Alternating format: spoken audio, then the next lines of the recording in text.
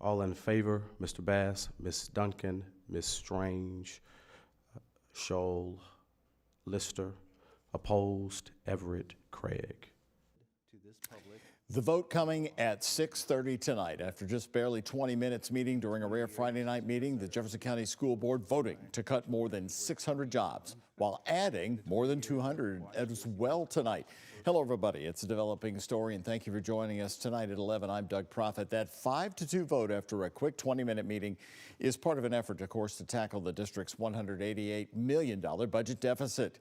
Now, here's a breakdown of the numbers tonight. An estimated 648 positions were eliminated in the new organizational charts. 32 positions were reduced and may have new titles. 273 positions, however, were added tonight. WHAS 11 Night Team's Clarice Shaley and photojournalist Aspen Hester are taking a closer look.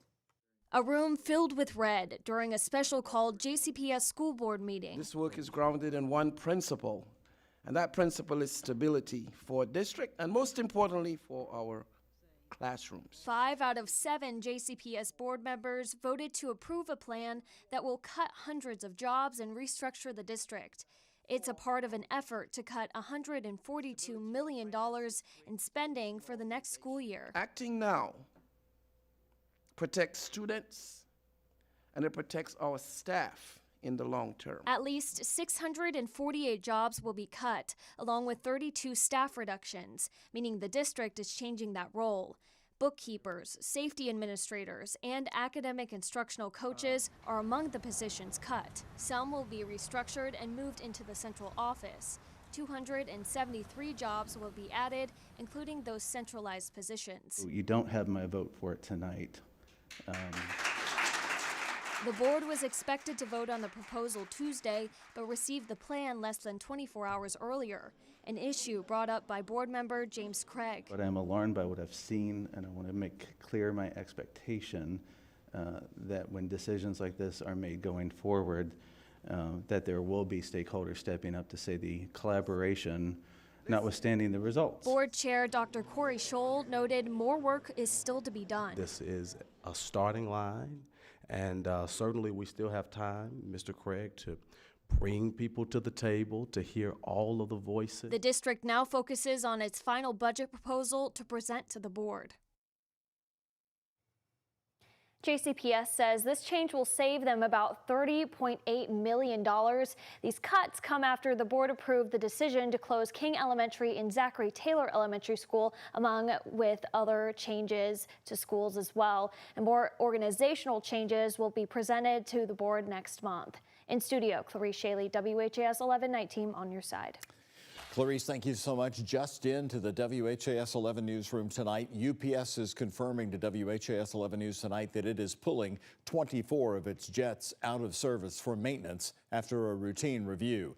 UPS confirming to WHAS 11 News tonight that 24 of its 767 planes, similar to the one you see on our screen, will be out of the air for the maintenance. And they say they have contingency plans in place to continue serving UPS customers with no impact on delivery service.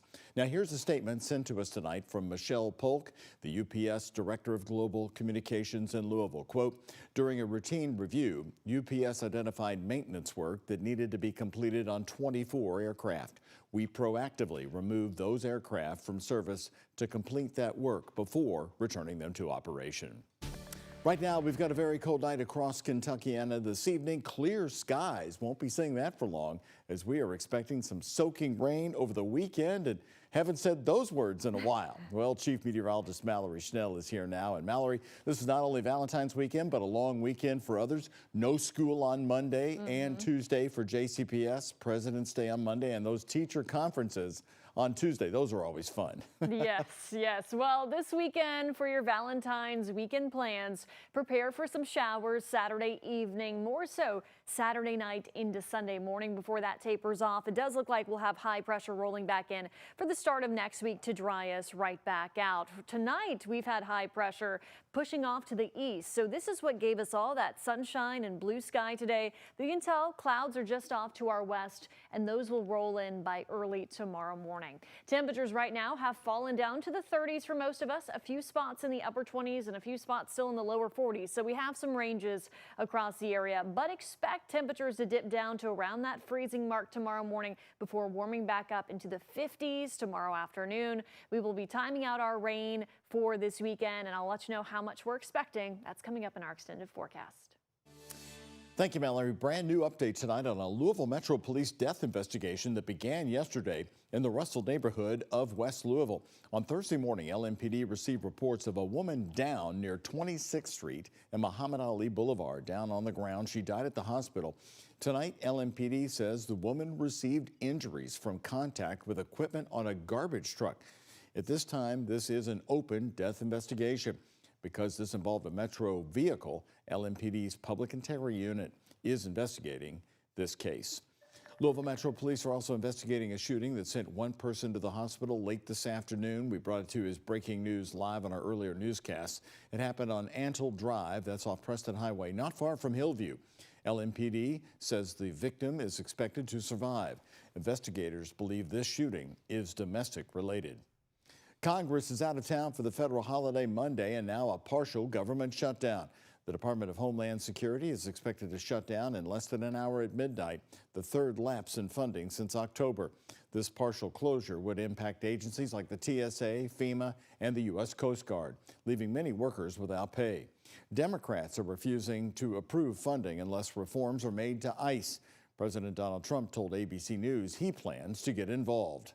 I am here to protect law enforcement and our great police and ICE and Border Patrol and everybody. I'm here to protect them because they're protecting us. Democrats will not support a blank check for chaos. Shutdown, ICE would continue to operate with funding in the president's One Big Beautiful Bill. Talks are expected to continue over the weekend. It is your voice, your vote here on the Night Team tonight. We're on the campaign trail this evening with two high-profile Kentucky candidates for Congress and U.S. Senate who have joined forces in their mission to unseat Congressman Thomas Massie. Political reporter Isaiah Kim Martinez reports tonight from Campbell County, that's northern Kentucky. They say they're in lockstep with the Trump agenda. To work with this president to save this country. Republicans Andy Barr and Ed Galrine embracing each other at a joint campaign event in Wilder of northern Kentucky. It's our first time seeing them together since Barr, the Lexington congressman running for U.S. Senate, chose not to support his longtime Republican colleague, Congressman Thomas Massie. His desperation is only exceeded by his dishonesty. Instead, Barr endorsed Massie's opponent, the Trump-backed Galrine of Shelbyville. If there is one issue, one specific policy issue that you differ from Thomas Massie the most, what would it be? This is easy. Voting with the Democrats with deeply flawed logic. In an interview with me at the event, Galrine was critical of the way his opponent at times goes against the president's wishes. He's no Republican. If he had the courage of his convictions, he'd just go ahead and declare libertarian and move on. Massie responded in a statement sent to me, reading, "I am rated the most conservative Kentucky congressman by Turning Point USA Action, while woke Eddie Galrine's Flatline campaign is backed by an anti-Trump billionaire who donated millions to trans activism and pro-abortion Democrats." Within 40 minutes, Wexner's name was added back. Within 40 minutes of me catching you red-handed. Massie was in Washington this week, highlighted by a heated exchange with Attorney General Pam Bondi for her handling of the Epstein files release. This guy has Trump derangement syndrome. He needs to get, you're a failed politician. She called him a failed politician and suffering from Trump derangement syndrome. Do you think she's got a point? Yeah, I do. I asked Congressman Barr about other national issues this week, including whether ICE should be reformed as it rolls back its surge in Minneapolis. No one wants to see anyone killed in a situation like this, but it does speak to the importance of citizens engaging in nonviolent protest. I also got his thoughts on the Trump administration reversing greenhouse gas regulations intended to curb climate change. For people who are concerned about the climate, we need more, not less, investment in fossil energy. His answers reflect a belief for both his campaign and Galrine's too, that aligning themselves with the president as closely as possible will mean primary wins for them in May. Isaiah Kim Martinez, WHAS 11 on your side.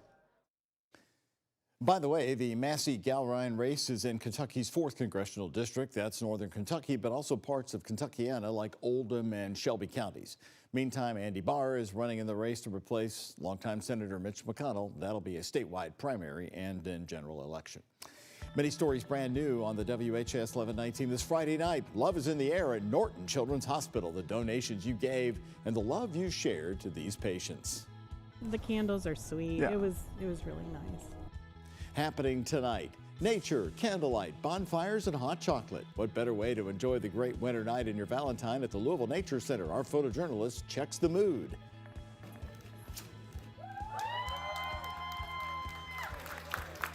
And big cheers, brand new, happening tonight in the city of Radcliffe, celebrating after they're finally getting a Boys and Girls Club of Kentuckiana. What the latest expansion across the region means for your children, next on the WHAS 11 night team. And here's a look at today's Kentucky Lottery jackpots. Mega Millions, $385 million. Powerball, $146 million. The Kentucky Lottery, funding education for over 1 million Kentucky students.